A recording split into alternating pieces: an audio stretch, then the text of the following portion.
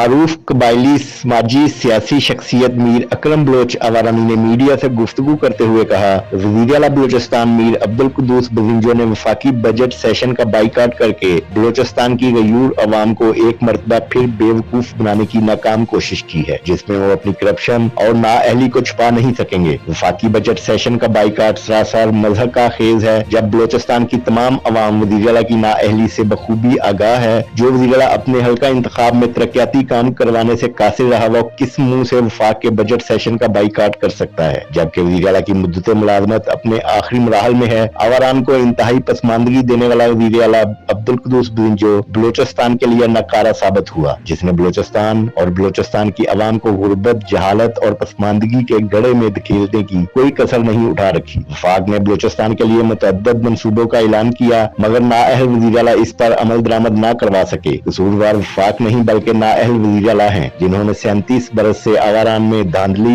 और पैसे के बलबूते पर इलेक्शन जीते, जिसकी वजह से आज आवारान की अवाम पानी, अनाज, तालीम, इलाज, रोजगार, अस्पताल, स्कूल, कॉलेज, यूनिवर्सिटी और रोड से महरूम है। आवारान की तबाही का जिम्मेदार आज बलूचिस्तान की तबाही का भी जिम्मेदार है। अब एक ही नारा ज़बान आम है, न रोटी है न मकान है, कुद्दूस 60 दिन का मेहमान है।